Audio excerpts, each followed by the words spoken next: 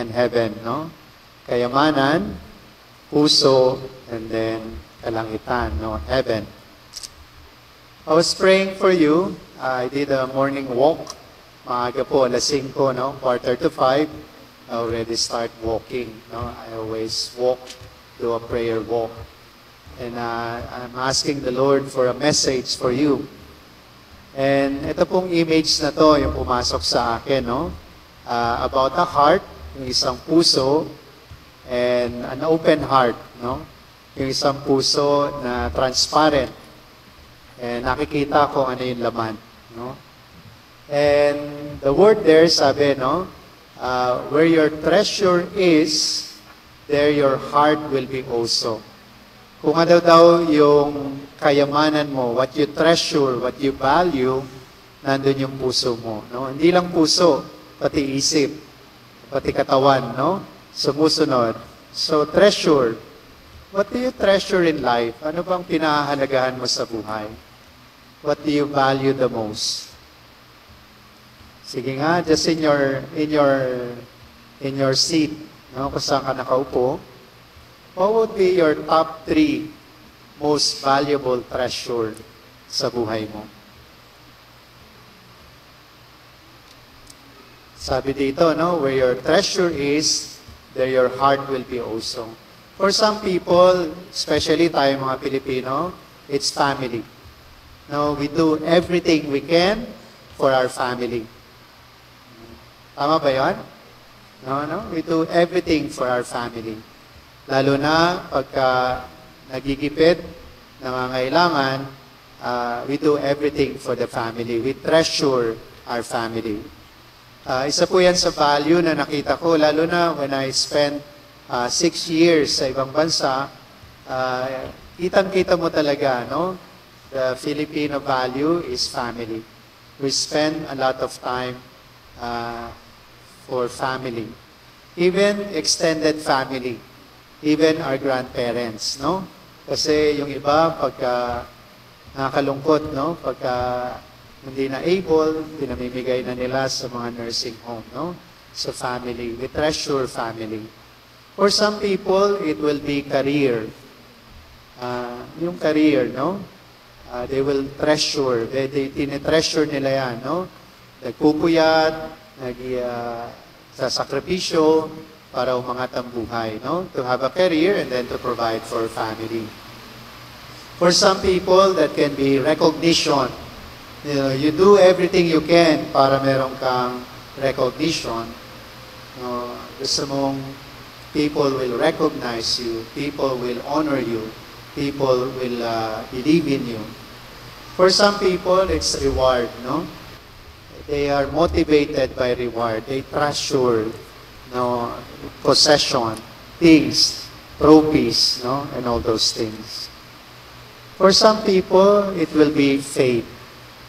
No, they treasure their faith. They believe, no. Even some people, no, they will actually leave behind families. They will leave behind career. They will leave behind recognition and reward for the sake of the kingdom of God, no.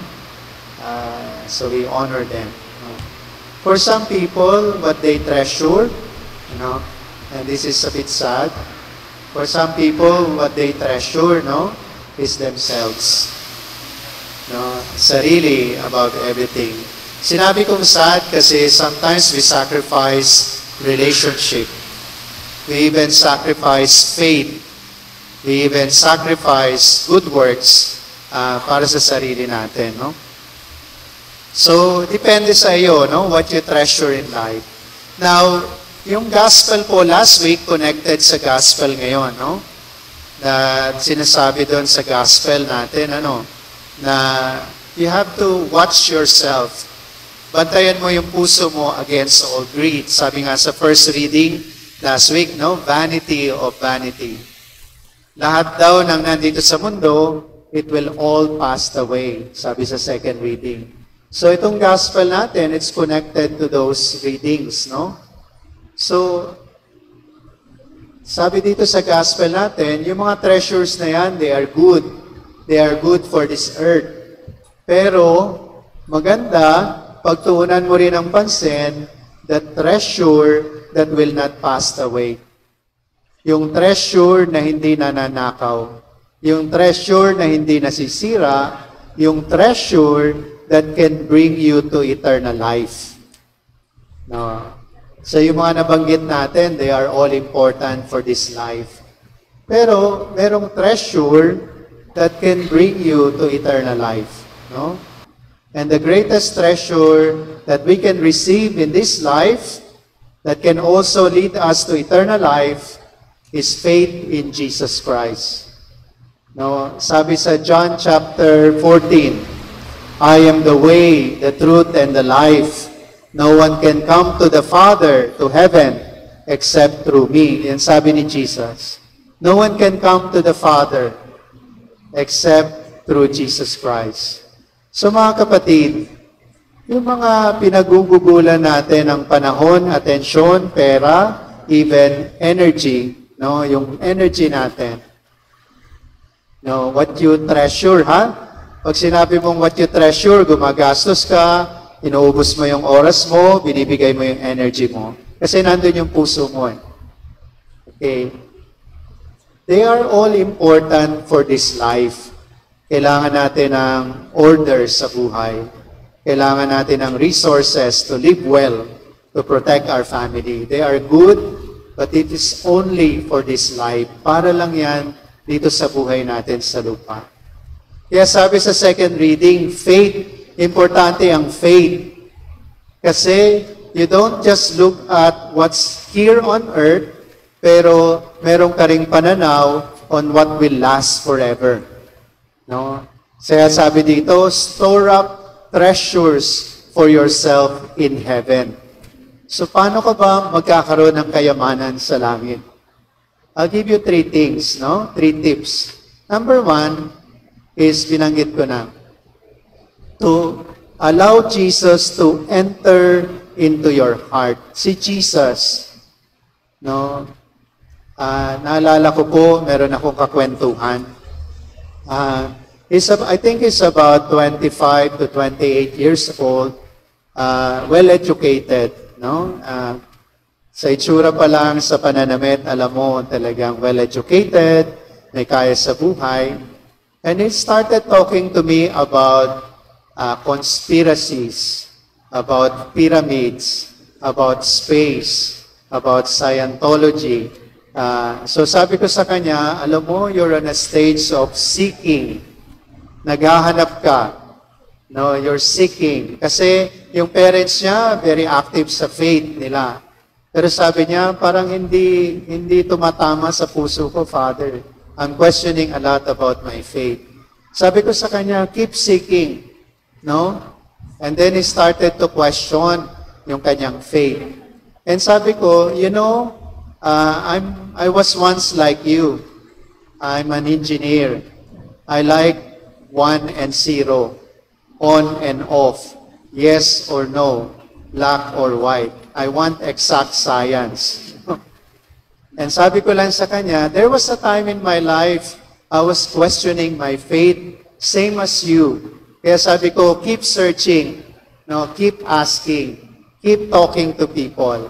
Kasi sabi ko, you will come to a point that your reason alone cannot lead you to a living faith.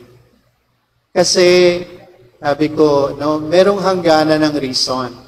What the church propose is faith and reason. It's reasonable to believe. But reason alone, sabi ko sa kanya, you cannot experience the living God. At itong sabi ko, no, I have come to faith not because of what I know, but what my heart believes. I had an experience, I had an encounter with Jesus Christ. Kasi sabi dito, no, sa gospel natin, lalo na si St. Paul, sabi niya, Blessed be the God and Father of our Lord Jesus Christ. No, if you believe in your heart, if you proclaim in your mouth, no, in your lips, that Jesus Christ is Lord, you will be saved. So sabi ko sa kanya, keep searching, keep asking, until you come to an experience of the living God. No, kasi yung history, yung facts, yung science, they are good for here. But it's not enough to convince your heart. Yan sabi ko sa kanya, I will pray for you that you will have an encounter with the living God. Brothers and sisters, no? Your faith information, yung pananampalataya mo, paniniwala mo, your faith, no, here should lead you to faith here. No, yung paniniwala sa puso. Hindi ko alam kung na-encounter mo na si God. No? And I pray that you will open your heart to Jesus Christ. So yun po yung una. Who can bring you to heaven? Jesus Christ. And if you don't have Jesus Christ in your life, no, hindi ako sure. No, if you will, sabi lang kasi, I am the way, I am the truth, I am the life. No one can come to the Father except through Him. No, so faith in Jesus Christ. Kung mag-i-invest po kayo, katulad ng pag-i-invest nyo, no, sa family, sa career, sa recognition, sa reward na natatanggap nyo dito sa mundo, I invite you to invest in getting to know Jesus Christ and to have an experience of His power. Pangalawa po, na magandang investment, where your treasure is, there is your heart also. And sabi dito sa gospel, you store up treasure in heaven. Meron pong isang theologian, sabi niya, kung ano daw yung pinamigay mo, what you give here on earth, no, you will receive in heaven.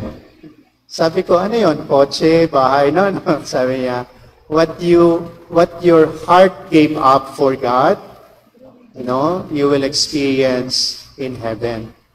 So, brothers and sisters, no, sabi ni Jesus, come follow me. And you will have those who follow Jesus and say, follow me, take up your cross, follow me. No, for those who give up their father, mother, brother, those who give up houses, those who give up everything for the sake of the kingdom, you will receive it in heaven. No? 100-fold. So what I'm trying to say to you is that, yes, you live your life well, no? You do well dito sa mundo. But don't forget that your soul, yung kaluluwa mo, will leave this earth and will face God. Wala na yung nanay, tatay mo. Wala na yung treasure mo. Wala na yung reward, recognition mo. All you have is yourself standing before God. You will give an account, mag-accounting. Magsusulit ka sa Panginoon. Doon, wala nang excuse.